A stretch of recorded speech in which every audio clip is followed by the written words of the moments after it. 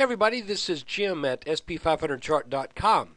Hope you guys had a great day in the markets. We're going to look at the S&P using time-honored techniques to understand modern markets. Using these old-school techniques seems to work pretty well.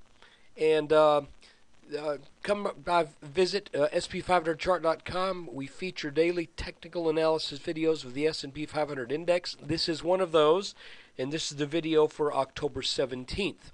If you're seeing this on October 17th, thank you for subscribing. If you're seeing this after the close on October 19th, what are you, nuts? Subscribe! It's cheap, and I'll tell you about it at the end of the video. But before we get there, this video and the website are for educational purposes only.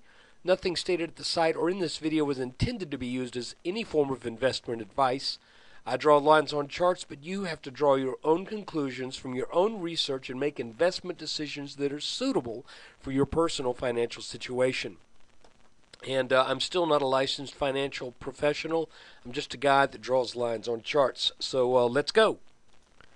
And first thing I'm going to do is toot my horn because, I'm going to be wrong enough to where others will toot that horn. But today I toot my horn. And that is on the weekend video that I released after the close on, was it after the close on Friday or Saturday? I do not remember. I think it was Friday. And that was released to everybody. That was the video that looked at the action on Friday and looked at the week in review. I mentioned that it to me like this line right here. I'll tell you what, I'm going to make this line even darker than that since it is the line we are talking about. There, that dark navy blue line. I made mention on Friday that if the markets broke underneath this line, that I thought that they would sell back a bit.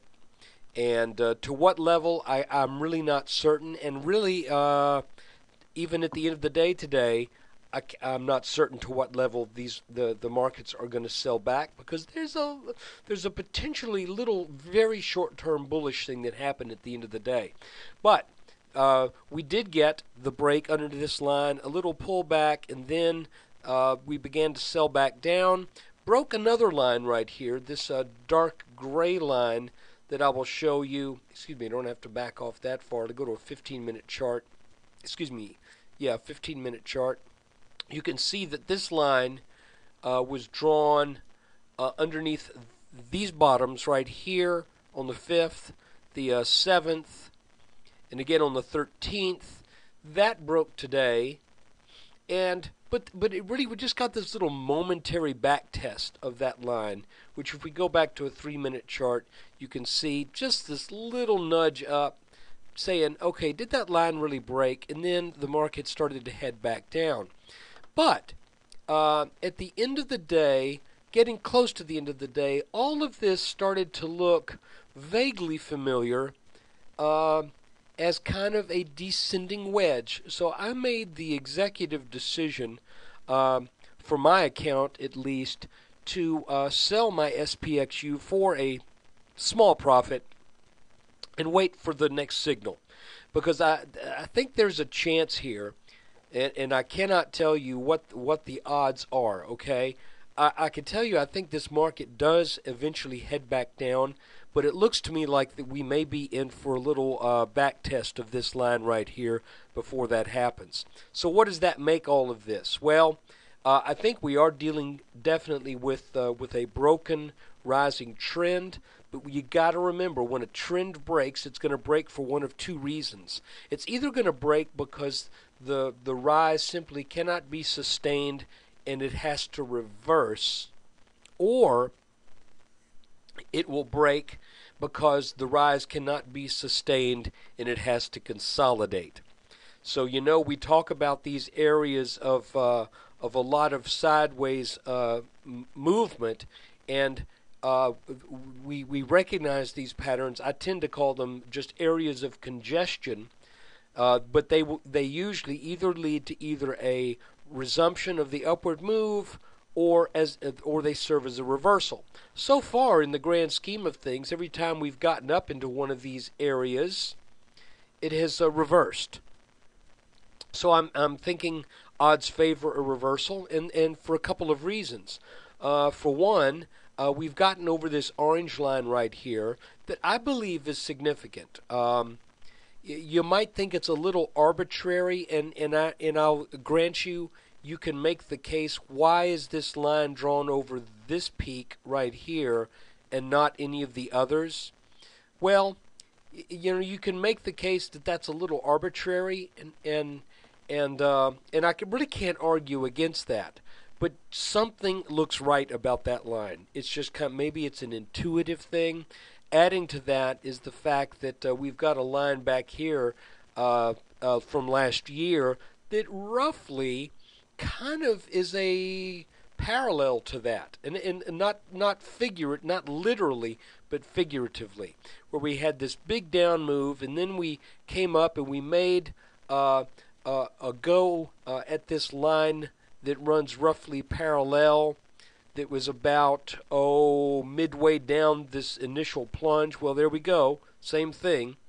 There's that line, and then we came back for it another time, which I'm deciding, for the sake of simplicity, I'm trying to keep this line as close to the same pitch as this as possible, because I'm thinking there is a chance that all of this ends up being in a number of months something that takes the S&P up and out of this pattern. That's just a guess right now. But you can see I want you to see that there are some parallels in what we've seen happen back here in 2010 with what may be happening here in 2011. And one of the reasons why this line is drawn here too is the fact that I'm thinking this may be, at least for now, for a while at least, the low point in this plunge down. Originally, I was thinking this was going to be a consolidation, a triangle, and we would head immediately straight down to the low thousands. I'm not so sure of that now. So I'm keeping an open mind to anything that the chart may be telling us. Guys, you can't afford to get boxed in to one outlook. You can't afford to miss something if the chart is trying to tell you something else. I know we had this head and shoulders top right here, and I know that head and shoulders tops oftentimes signify fairly major turns or very major turns in the markets, and we still may be dealing with that. But it's looking to me like this is forming something here that could potentially reverse the markets back up, because this top has already made its minimum target. We can talk more about that, because that's quite frankly, if that's going to happen, it's probably a good number of weeks away. So moving back to the 5-minute chart, what I saw today is this little potential descending wedge that broke out late in the day, back tested twice. Let's see if that produces a bump up tomorrow. If it does, and we get back up to this gray line, I think that's a good spot to go short again. And this time, looking for a trip back down to this line and possibly a break of that line. Or, since we closed the market right on that sucker today, isn't it amazing how the market seems to do that? I look at how many times the market stops right at a line of technical significance at the end of the day, as if to thumb its nose at us and say, well, now I'm stopping on resistance. Or excuse me, this would be support. I'm stopping at support. Am I going to bust through or bounce? Place your bets. I just think that's amazing. So that's exactly where the market ended today. I did not move this line. The market moved to it. So here we go.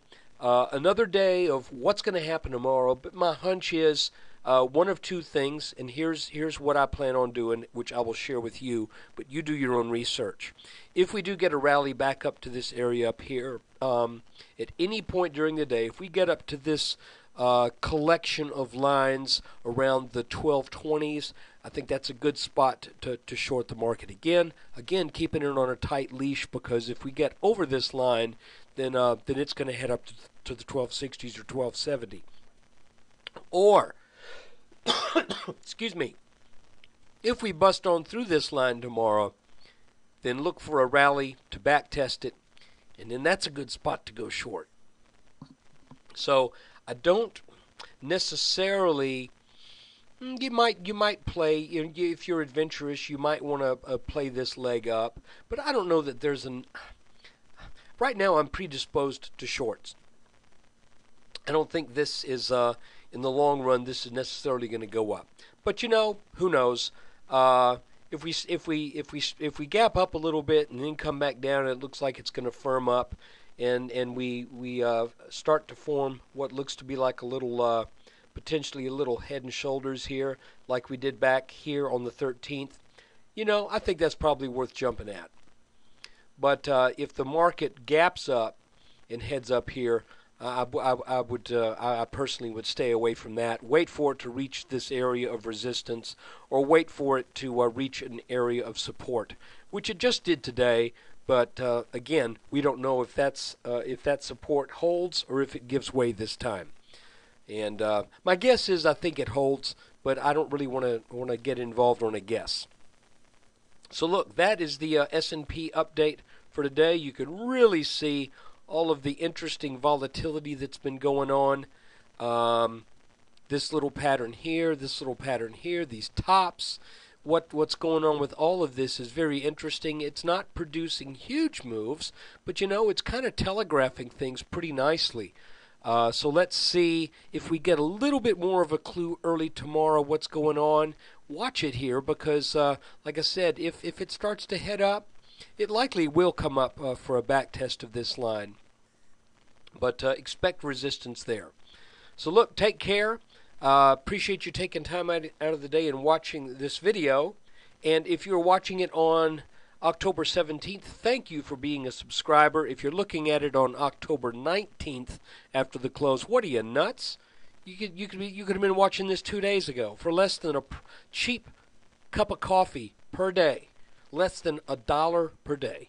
You could be watching this video and discovering what the markets are serving up for us all on a more timely basis. So please consider it. How do you do that?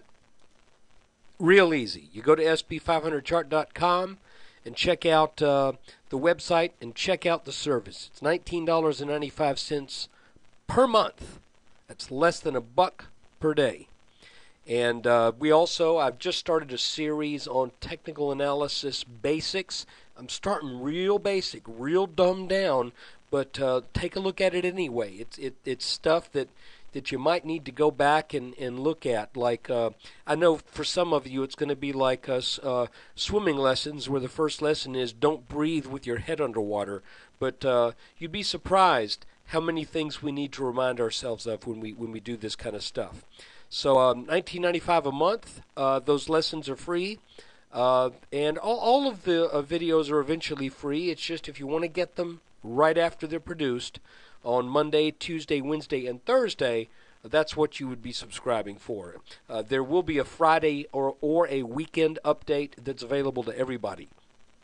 So $19.95 a month or $189.95 per year. And thanks to those of you who responded. It's been a great response. I've been very happy with it. Thank you so much.